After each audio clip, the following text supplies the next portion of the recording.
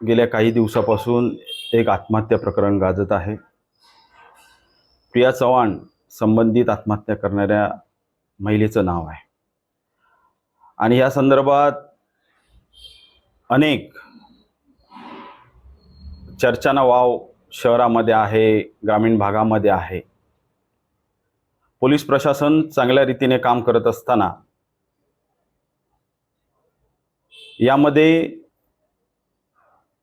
अनेक गोष्टींना मात्र वाव मिळतोय। पोलीस प्रशासनावर आमची अजिबात शंका नाही, परंतु आरोपींना पुरावे लपवण्यासाठी, बाजूला सारण्यासाठी किंवा पुरावे नष्ट करण्यासाठी वेळ मिळू नये ही आमची रास्त मागणी आहे आणि त्यामुळे तात्काळ कारवाई ही, जरी आरोपींवरती अंतरिम जामीन झाला असेल, अटकपूर्व जामीन झाला असेल कोर्टामार्फत, तरी सह आरोपी असतील किंवा ज्या ज्या चौकशी करायला पाहिजेत त्या चौकशीच्या माध्यमातून जे जे चौकशीत निष्पन्न होईल त्यांना सह आरोपी करून तात्काळ पुढील चौकशी करून ती कोर्टासमोर 11 तारीखला पोलिसांमार्फत हजर केली गेली पाहिजे आणि योग्य तो न्याय पीडित कुटुंबाला मिळाला पाहिजे अशी आमची रास्त मागणी आहे। परंतु दुर्दैवाची ह्या सगळ्या याच्यात आमचा विरोधक म्हणून असेल किंवा आम्ही सामाजिक क्षेत्रात आहोत, शिवसेना परिवाराचं काम करतो, शिवसैनिक म्हणून त्या पीडित कुटुंबाला न्याय देण्यासाठी आम्ही गाठीभेटी घेतल्या, त्यांच्याशी चर्चा केली, त्यांची परिस्थिती जाणून घेतली। या सगळ्या परिस्थितीमध्ये त्या कुटुंबाला आधार देण्याचा, धीर देण्याचा आमच्या पक्षाच्या मार्फत असेल, आम्ही एक सामाजिक बांधिलकी जोपासत काम केलं त्या आधार देण्यासाठी। परंतु याचा माझ्यासारख्या कार्यकर्त्याला काल एक अनुभव आला की काल संध्याकाळी सदर पीडित कुटुंबाला आम्ही न्याय देण्यासाठी, आधार देण्यासाठी गाठीभेटी, ह्याच्यामध्ये कुठचाही राजकारण करण्याचा आमचा कुठचाही उद्देश नव्हता। परंतु काल रात्री मला 8:30 वाजता माझ्या मोबाईलवरती एक मेसेज आला आणि हा मोबाईल नंबर 77 41 96 8888 88 88 77 41 96 88 88 ह्या मोबाईल नंबरवरून मेसेज आला। त्यामध्ये मला आपले नितेश राणेंसोबत असलेले फोटो पाठवले गेलेले आहेत, माने कुटुंबियांचे, आणि आपला हितचिंतक म्हणून नमस्कार करून सदर व्यक्तीने मला मेसेज पाठवलाय।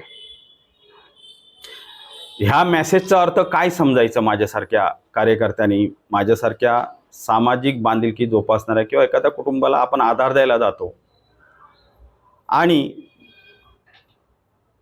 मी आपल्याला सगळ्यांना स्क्रीनशॉट देतो, पत्रकार मित्रांना सगळ्यांना स्क्रीनशॉट देतो माझ्या, कारण आपल्याकडे पुरावा असावा। त्यामुळे माझ्या व्हॉट्सअपला मेसेज आला, त्याचा स्क्रीनशॉट आपल्याला सरळ मी पाठवणार।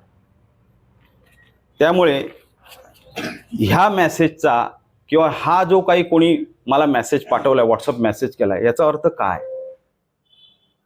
की नितेश राणेंशी माने कुटुंबियांचे संबंध आहेत का,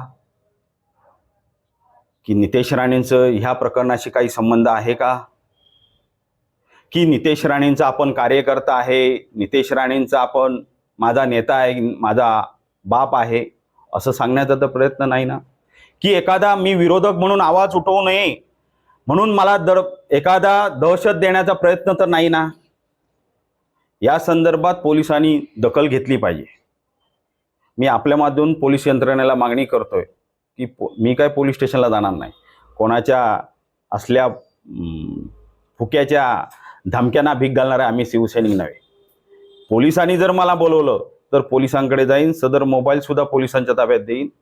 या संदर्भात जो कोणी हा मेसेज मला पाठवलाय, कारण ह्या संबंधात आमचा कोणताही संबंध, फक्त विरोधक म्हणून किंवा एक तुम्ही त्या नजरेने बघत असाल, आमचा आवाज जर दाबायचा प्रयत्न करत असाल तर तो सहन केला जाणार नाही।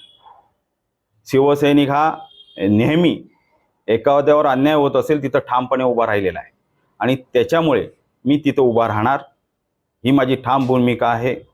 त्या पीडित कुटुंबियासोबत सदैव आम्ही राहणार. त्यांना न्याय जोपर्यंत मिळत नाही त्यावर त्यांच्या राहणार. जी सत्य बाजू आहे ती पोलीस यंत्रणेमार्फत, तपासामार्फत ह्या जनतेसमोर येईल. परंतु अशा तऱ्हेने मेसेज पाठवून जर कोणीतरी आम्हाला दमदाटी करण्याचा, दहशत दाखवण्याचा प्रयत्न करत असेल तर असल्याला भीक घालणार नाही, हे त्यांनी समजून जावं. पोलीस यंत्रणांनी याचे सखोल चौकशी करावी. हा नंबर कोणाचा, कारण मी ट्रू कॉलरवर टाकला तर हा नंबर सुमित काळे म्हणून सदर व्यक्तीचा आहे. तर ही व्यक्ती कोण? सुमित काळे. आणि हा नक्की सुमित काळे वापरत होता का फोन, का अन्य कोणी वापरतंय फोन, हा पोलीस यंत्रणेने तपास करावा. आणि ह्या सदर प्रिया चव्हाण कुटुंबाशी काही संबंध आहे का? असेल तर संबंधितांवर सहआरोपी म्हणून गुन्हा नोंद करावा, अशी सुद्धा माझी मागणी आहे. मला खात्री आहे पोलीस यंत्रणा योग्य पद्धतीने ह्याचा तपास करतील आणि पीडित कुटुंबियाला आणि मला सुद्धा याच्यातून योग्य न्याय मिळेल.